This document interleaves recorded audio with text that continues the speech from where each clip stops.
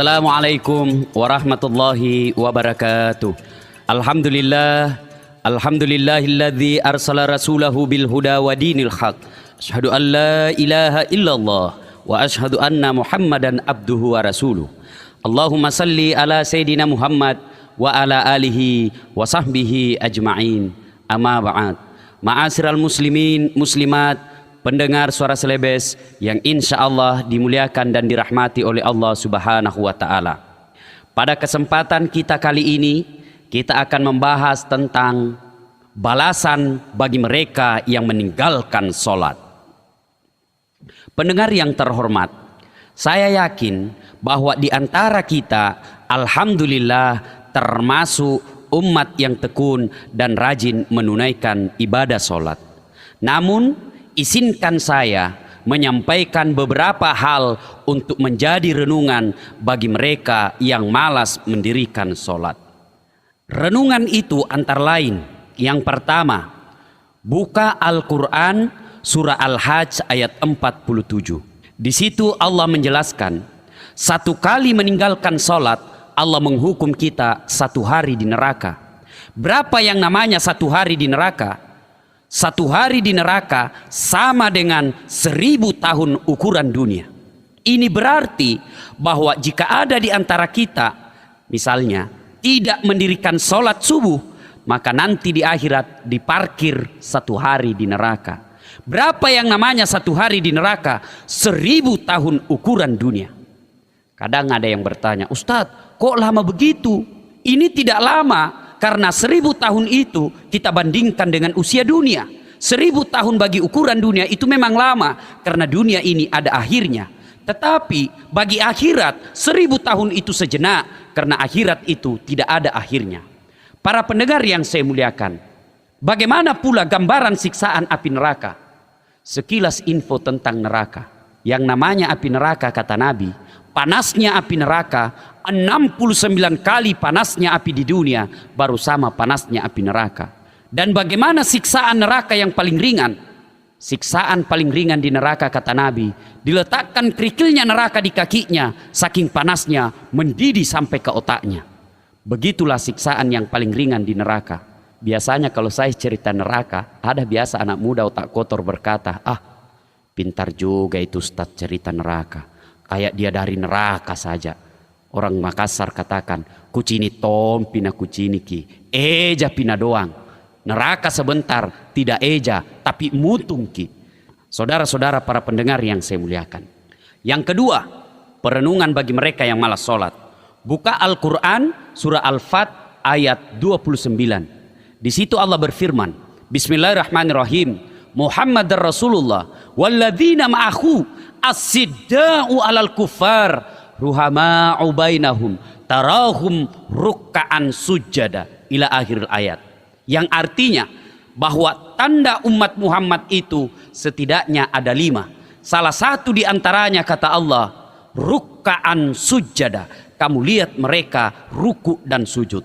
Ini artinya bahwa jika ada di antara kita puasanya baik, sedekahnya lengkap, zakatnya juga sempurna, bahkan sudah haji, tapi dia tidak sholat, kata Nabi, dia termasuk orang kafir.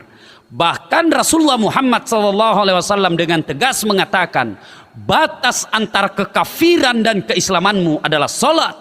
Ketika kau tidak sholat, kau kafir di hadapan Allah Subhanahu wa Ta'ala.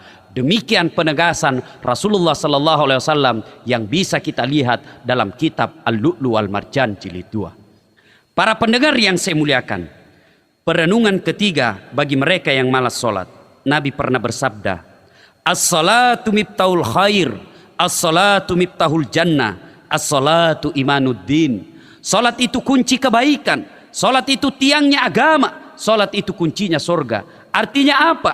Jika ada orang yang bagus akidahnya, bagus agamanya, tapi dia tidak sholat, banyak amal kebaikannya, nanti di akhirat dia tidak punya kunci kebaikan. Nanti di akhirat dia tidak punya kunci surga. Bahkan dia termasuk orang yang tidak punya tiang agama. Jika ada di antara kita tidak sholat, itu berarti tidak ada tiang agamanya, tidak ada kunci surganya, tidak ada kunci kebaikannya. Nanti di hadapan Qadir Rabbul Jalil, ketika Allah katakan misalnya, nih hambaku, ini puasamu, ini sedekahmu, ini silaturahmimu, ini dakwamu, ini membantu sesama manusia, ini semua amal-amal kebaikanmu. Mana kuncimu? Berkatalah sang hamba, apa kuncinya ya Allah? Allah katakan, kuncinya adalah solat. Hamba berkata lagi, tidak ada kunciku ya Allah. Allah berkata, kalau begitu kau tidak bisa menikmati amalmu. Kau hanya bisa melihatnya, kau tidak bisa mengambilnya, karena kau tidak punya password untuk mengambil ibadah-ibadahmu itu. Para pendengar yang saya muliakan, perenungan yang keempat bagi mereka yang malas sholat. Pernah suatu saat Nabi sedang ceramah, tiba-tiba datang anak muda menangis di hadapan Nabi. Nabi pun kemudian berkata, anak muda, kenapa kau menangis? Ya Rasulullah, bagaimana saya tidak menangis? Bapakku mati, tidak ada yang sholati jenazahnya. Nabi bangkit dari tempat duduk dan marah. Berdosa seluruh orang Islam yang ada di desamu. Kenapa mereka tidak solati bapakmu? Ya Rasulullah, bapakku tidak ada yang solati jenazahnya karena jenazahnya berubah jadi babi. Nabi bangkit dari tempat duduk dan heran. Betulkah ada orang yang jadi babi? Nabi datangi setelah dilihat, na'udzubillah min zalik, betul jadi babi. Nabi kemudian doakan, kemudian berubah kembali menjadi manusia, dimandikan, dikafani dan disolati. Selesai disolati, mau dimasukkan ke liang kubur, berubah kembali jadi babi. Nabi kemudian masukkan dia ke liang kubur. Apa boleh buat? Selesai dimakamkan, dipanggil anaknya. Anak muda, sini dulu. Saya ya Rasul. Sembayangkah itu bapakmu? Anak muda berkata, ya Rasulullah, seumur hidup saya tidak pernah melihat bapak saya mendirikan sholat. Ma'asyiral muslimin, para pendengar yang saya hormati. Perenungan yang kelima, di alam kubur nanti, menurut buku Tanbihul Ghafilin yang dikarang oleh Abu Laith As-Samarkandi, di situ dijelaskan bahwa orang yang tidak mendirikan sholat pada saat dia meninggal nanti di alam kuburnya, ada teman yang diutus dari neraka Jahannam, namanya Asi Suhuja Al-Uqra. Kemudian terjadilah dialog dengan jenazah dengan utusan ini. Jenazah itu berkata, man anta, siapa kamu? Kemudian berkatalah ini utusan dari neraka Jahannam, ana Asi Suhuja Al-Uqra. Sayalah ular yang ekornya cuma satu, tapi kepalanya tidak bisa dihitung. Apa tugasnya ular ini? Melilit dan mematuk sang jenazah sampai hari kiamat. Berapa lama kita disiksa ular ini? Tergantung berapa lama datangnya kiamat. Na'udzubillah, zumma na'udzubillah. Ma'asyiral muslimin yang saya hormati, perenungan yang keenam. Nanti di alam kubur, setelah seluruh pengantar kembali dari pemakaman, maka datanglah malaikat Mungkar dan Nakir menghampiri sang jenazah sambil menyodorkan 5 pertanyaan. Kelima pertanyaan ini harus dijawab sebelum dia melangkah ke tahap selanjutnya. Menurut para ulama, bagi mereka yang rajin sholat, tidak usah khawatir tentang pertanyaannya Mungkar dan Nakir di alam kubur. Kenapa? Jika sholatnya baik, maka seluruh pertanyaannya Mungkar dan Nakir akan dijawab oleh sholatnya. Nah, ketika seluruh pengantar jenazah sudah kembali, datanglah Mungkar dan Nakir. Kebetulan misalnya orang yang meninggal ini orang yang bagus sholatnya. Datang Mungkar menyodorkan pertanyaan. Marrabbuka, siapa Tuhanmu? Sholat berkata, kau mundur, sekarang urusan saya. Karena waktu di dunia kau rajin memelihara saya, sekarang saya yang jaga kamu. Pas ditanya, marrabbuka, siapa Tuhanmu? Sholat menjawab, Allahu Akbar. Mungkar geleng kepala, Masya Allah, luar biasa hebatnya ini orang. Barusan saya dapat. Ditanya lagi, man nabiyuka, siapa nabimu? Sholat kita lagi menjawab, Assalamu alayka ayyuhan nabiyyu wa rahmatullahi wa barakatuh. Assalamu alayna wa ala ibadillahi salihin. Mungkar tambah geleng kepala. Akhirnya diriwayatkan Mungkar Nakir tidak melanjutkan pertanyaan 3, 4, 5. Dia naik ke aras Allah sambil melapor, ya Allah, ada hambamu mati. Saya tanya, man rabbuka? Dia jawab, Allahu Akbar.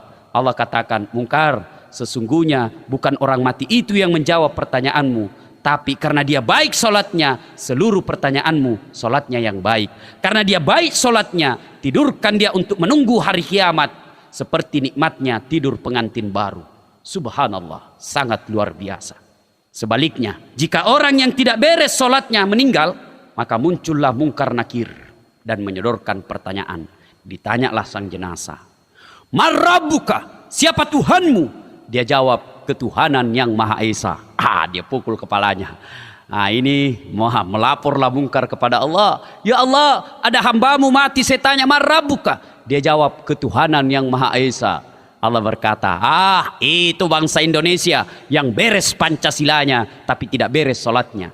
Karena dia tidak beres sholatnya, tidurkan dia seperti tersiksanya orang yang sakit gigi. Na'udzubillah summa na'udzubillah. Para pendengar yang saya hormati, mengakhiri uraian ini, saya mengajak kepada kita semua untuk kembali memelihara sholat 5 waktu kita. Kemudian kita berupaya semaksimal mungkin untuk merealisasikan sholat dalam kehidupan sehari-hari. Insya Allah sholat ini dapat mengantarkan kita kepada kemuliaan akhlak di sisi Allah dan kepada sesama manusia. Sesuai dengan firman Allah, Inna sholata tanha anil fasya'i wal munkar. Sesungguhnya sholat itu mencegah kamu dari perbuatan keji dan mungkar. Demikian saya Das'at Latif menyampaikan untuk Suara Celebes FM. Assalamualaikum warahmatullahi wabarakatuh.